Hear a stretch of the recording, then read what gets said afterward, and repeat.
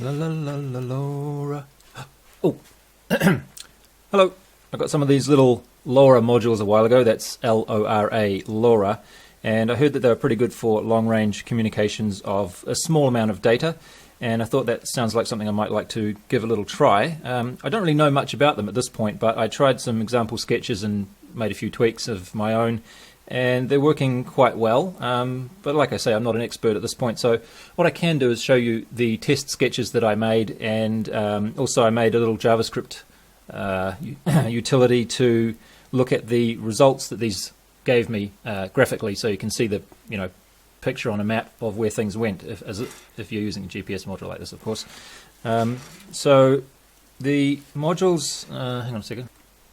This is where I got them from, so they are roughly $5 or so each. This is for 3 of them there.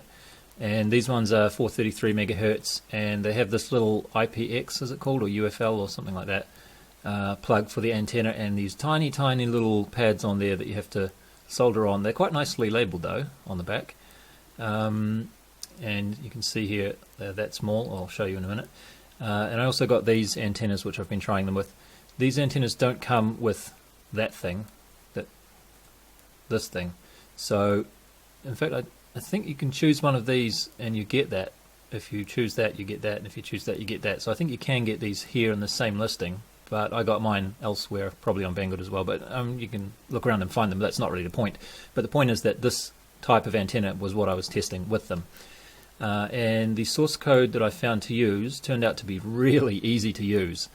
So it's this Radiohead library again, which I've used in the past for the NRF24 L01 type modules, and works quite nicely. And there's some nice examples in the download. Actually, I'm not sure where you download it from. There's a Git. I think I got it off a GitHub repository somewhere. I'll put a link to that in the description when I figure out where I got it from. And there's some documentation here, and it tells you what modules you can use it with, and a whole lot of very interesting information, chief among which is the connections. So I've been using an Arduino Pro Mini on both sides. Now look at this bit here, 3.3 volts. That's quite important. So I'm pretty sure, yeah, see, caution, you must use a 3.3 volt type Arduino. Otherwise you'll also need voltage level shifters between the Arduino and the RF95, which is a pain in the ass, so I don't really want to do that. Also, caution, you must also ensure that you connect an antenna. I think we all know that by now. Most viewers of my channel will have figured that one out, but just in case you didn't know that, there it is. So it's using SPI, quite a few pins to connect, and the default is to put the slave select on pin D10, which is what I've done. I've just done everything exactly like this, so just sort of makes things a bit easier. But if you wanted to put the slave select on somewhere else, you can pass parameters to the constructor when you make the what do you call that, variable, or when you instantiate that an instance of that class in your code. You can say that you want it on a different pin. There's a whole lot of other interesting information here. Now round about here it sort of gives you an idea of what range you might be able to expect from this kind of thing, and they're getting about 3.2 kilometers over open space at the highest level, or one of the highest levels that this particular module that I have can do is that, I think, anyway. And surprisingly they even got 2 kilometers through heavy trees and vegetation. That's quite interesting. So I wasn't really expecting that. And this is the what would you call this, radio protocol that they're using to do it. So you can change this as well, although I found that I could not change it. But so 13 dBm, which is what is that, 25 milliwatts, I think, and that frequency, and these things which I don't quite understand, I think it's bandwidth. So it does frequency hopping across this range of frequencies, I think. CR, no idea what that is, and SF, no idea what that is either. But these are not the defaults, and I was using the defaults, so I didn't get anywhere near this kind of range. Yeah, and the way that LoRa works, as far as I can tell, it trades speed for distance. So it says here that this 12 octet message, which is not very big, takes a whole 2 seconds to transmit.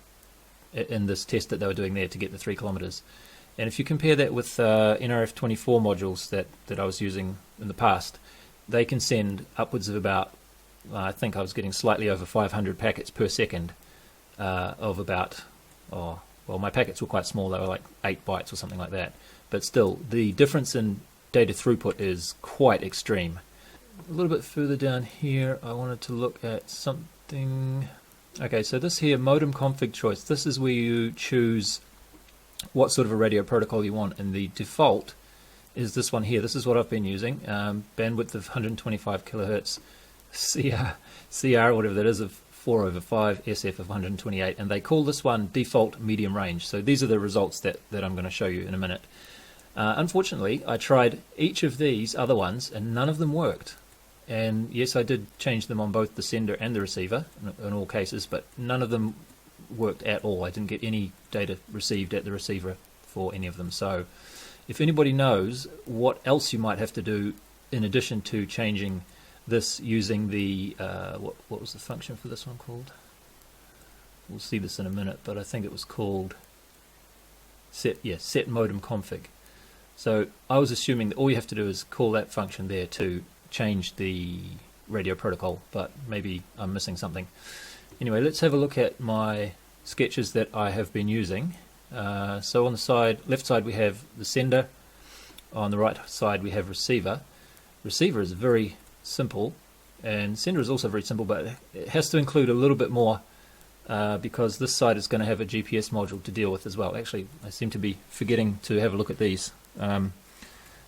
But anyway, it's just an Arduino Pro Mini on each side, exactly the same hardware-wise, except for in here I have GPS plugged into the serial port on there, so it's getting ground and 5 volts and RxTX on there to run my U-Blox Neo 7M, I think that one is, GPS receiver.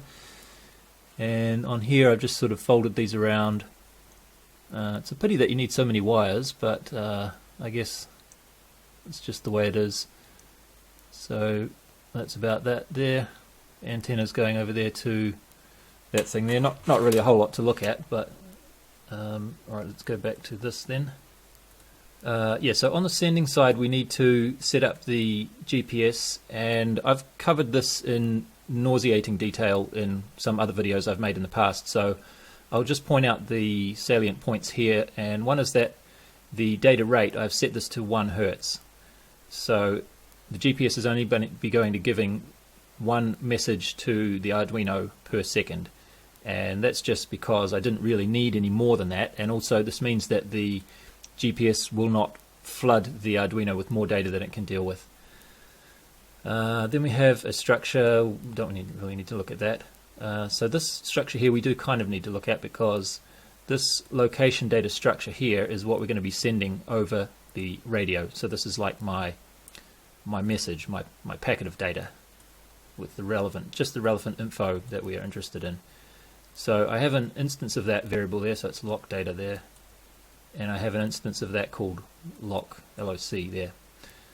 So that's all we really need to look at from this file. There is this function here called process GPS. So we call this when we want to see if the GPS has found any data for us to use. Right, so in the main part of the sketch, it's just this, that's all there is to it, and this is pretty much just the example sketch that you find once you install that library. In this list here, which is just going to be below the screen, there's one called Radio Head, and if you go into there's a sub-menu called RF95, and there's RF95 Client and RF95 Server. These are the 2 sketches that I've modified a little bit here. So we set up the GPS stuff like that, and like I said, I've already looked at that in other videos, so I'm just going to skip straight to the RF95 stuff. So we do RF95 init, and we have declared that as a variable there. And I've left in some comments from the original sketch just to sort of give you an idea about other settings you can make, but I haven't really changed anything other than this one here, set frequency. I can't remember why I changed that, but I don't know. I just thought maybe that would be a better frequency for some reason. I think it's about 6 weeks ago I did all this, so I'm just sort of making this video before it drops completely out of my memory. Actually, while I was editing the video, I remembered why I did that. This is only going to be relevant to New Zealand, but I was looking into the kind of power levels that you were supposed to be using for these kind of things, and I found this page here. I'll probably put a link to that in the description too, I guess, because it's quite handy. So just looking at these columns here, low, high, these are the low and high points of a range of frequencies, and then this is the maximum power in dBW. And if we look at, so this section here is what I'm dealing with, 433 to 434. So anywhere in there, or actually the frequency is fine, isn't it? I could have used 434, that would have been fine. Yeah, so actually no, I don't know why I changed the frequency there. Maybe I just felt it would be interesting to change it. But anyway, so the dBw limit that we're supposed to be using here, this is for non-frequency hopping though, I would imagine, so it doesn't say anything about frequency hopping here. Some of these special conditions do mention that it needs to be frequency hopping at this power. So I don't know. Anyway, so minus 16 dBW turns out is 14 dBm or 25 milliwatt. And the default for the Radiohead library was 13 dBm, so I should be just under the legal limit here, I think. And yeah, it's not very powerful, unfortunately, so that would explain why these guys with their test, I've lost it now, but that would explain why they were getting a fair bit more range than I was. It'd be interesting to see what I could get in this very quiet radio area in rural New Zealand with the same power settings that they had. But anyway, for now, that's why I did what I did here. But like we saw in the documentation before, the defaults are this setting here, which is, I think they call it medium range. And then the way that you send data is a little bit similar to the way the NRF24 works. You just have a block of bytes, in this case this block of bytes here, and then you just call send, and then you give it the data and the size of the data. So it's quite handy in that way. You can just sort of send a string like that, pretty easy. So I just send this string once at the beginning so that the receiver will know that the sender has come alive and is starting to do something. And then in the main loop of the program, we check to see if the GPS has discovered any data or if it's got a fix and it's giving us some data. And then we mark what the time was then. And then every second we send that structure that we just saw before, loc. So that's this one over. Where is it? That's the structure. So we send that. It's quite a big structure, and then we just say the size of it there. So that's how we do it. And then there's a function called wait packet sent, which is quite handy. And as you recall from the docs that we just saw, it can take, I think they said it took 2 seconds to send those ones in the example test, didn't they? Yeah, it takes 2 seconds. So that is why, I think, that's why we have this, because it could take a long time. And then we just mark the last time we sent, just for this housekeeping there. And that's all it does. So it just, every 1 second, it sends whatever current data it has from the GPS. So the receiver is that much, so it's comparably simple. So we just declare that same structure over here. It has to be exactly the same if we want to make sense of the data that's coming in. And then on this side, we're just going to be printing stuff out to the serial monitor or the serial connection. So that's this thing that you would see if you open that. So we start a 9600 board connection to output stuff. Just print failed or succeeded depending on whichever happens when we try and initialize the radio module. The rest of this stuff here is exactly the same as over here, should be. And then in the main loop we just check if there's any packets available, and then we declare this buffer of bytes. Actually, I forgot how long this was, but it's I think it's a fair bit longer than the NRF24, which was 32 bytes is the longest packet you can have here, but for the NRF24, but for this one here it's quite a bit longer. I forget what it was. And then we read into that buffer, and we also set this length value So we're passing this as a reference. So when this function returns, length will be initialized with the number of bytes that we received. So then here I'm doing a little tricky little thing that says if the length that we received is equal to the size of that structure, in other words, if the sender just sent us one of these, then we will go ahead and just print out some of the contents of that thing. So I'm printing out the fix type, which should be 3 if you have a 3D fix, number of satellites, year, month, day, hour, minute, second, and then the lat long at the end. And if the length of the packet that we received was not the size of one of those structures, I'm going to treat it as just a normal text string. So I'm just going to print it straight out like that, just print the data straight to the serial monitor. And I found that this was quite a handy thing to do because it meant that I could do some debugging on the sender side and just, instead of having to connect the receiver up to a computer to look at the serial monitor to see what was going on, I could just send my debugging text straight through from the sender to the receiver, and whatever showed up on here is what the sender was debugging, the debugging output from the sender, if that makes sense. So I thought I'd just leave that in there because it's quite handy.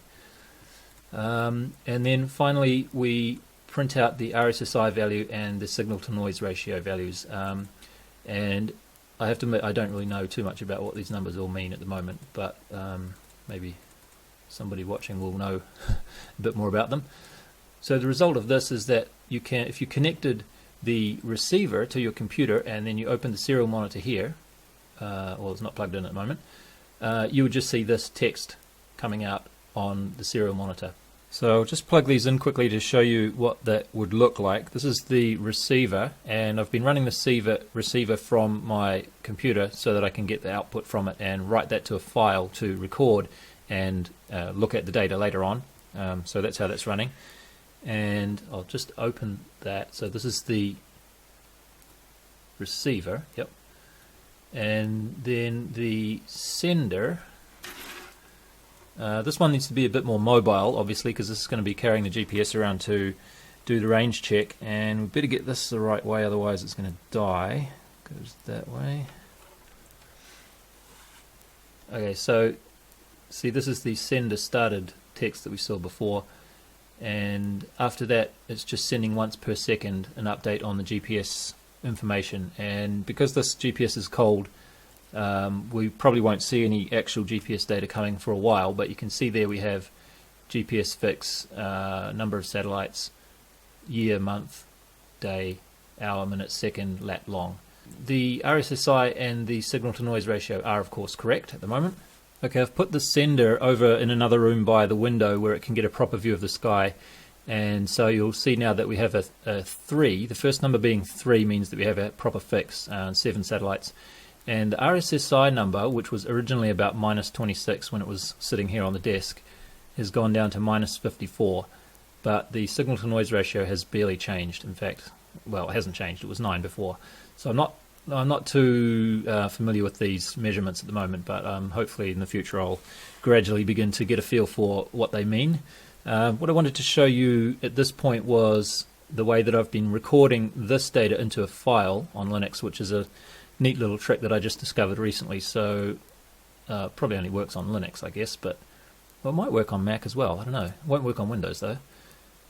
So we're connected to dev TTY USB 0 at the moment, and that's how this data is coming through.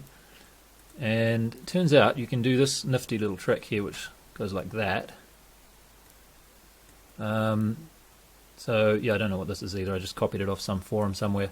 But this received.txt is just a file name, so you could call it whatever you want, LoRa log or something.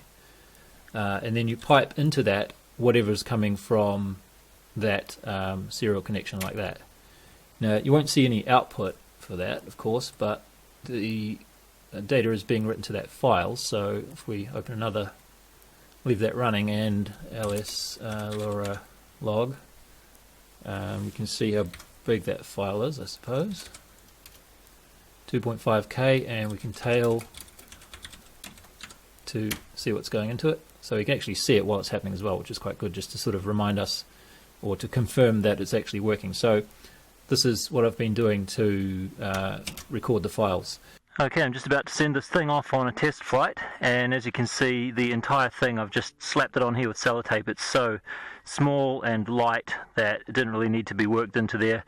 Plus all my other antennas are over there, so I wanted to keep this one sort of a little bit separate. And over here I have this sticking up about 50 centimeters or so off the ground at the receiving end, and that I'm not using that telemetry at the moment, so nothing else is transmitting from here.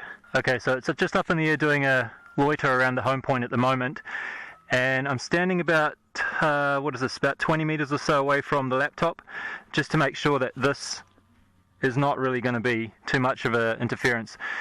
So the only interference that we should have is from the VTX and from the telemetry from the receiver on there.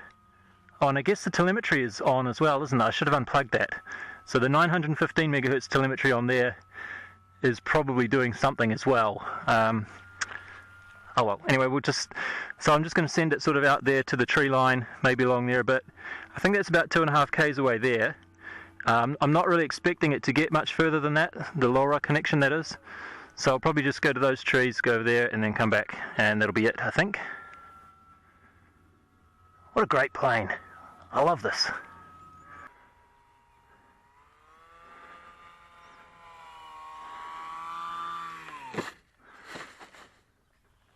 Alright, so this is the JavaScript thingy that I made to take a look at that data graphically. If you go to that URL, you'll see this page, and you just take the contents of your text file that we were looking at before and paste it in here and click on Convert, and that will show you this here. It should position the map to put the home point in the center.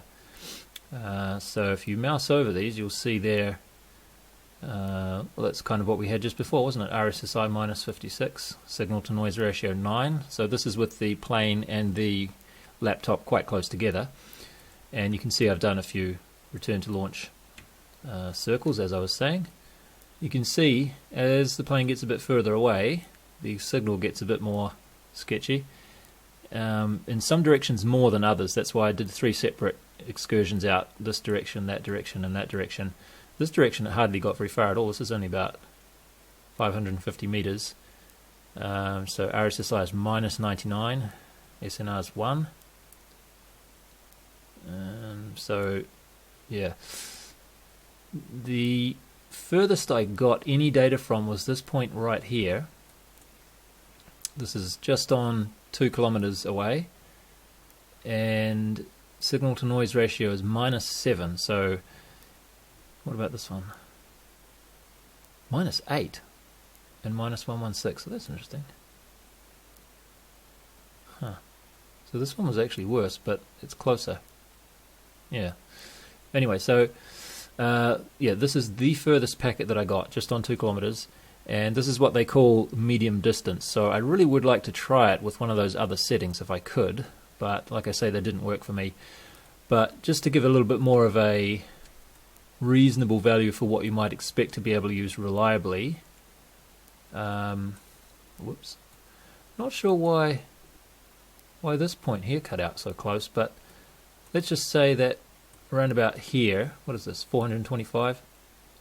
Yeah, so say about 400 meters, 450 is looking quite reliable in most directions. Yeah, 600 if you're lucky. 400 to 600 is what I would estimate as a pretty reliable distance to use one of these transmitters over. So anyway, I hope this information will be useful to somebody. It'll certainly be useful to me again in the future if I do this kind of test, which I probably will be doing a little bit more as time goes by. I'm just rambling now. So anyway, I think that's the end of the video. Thanks for watching. See you next time.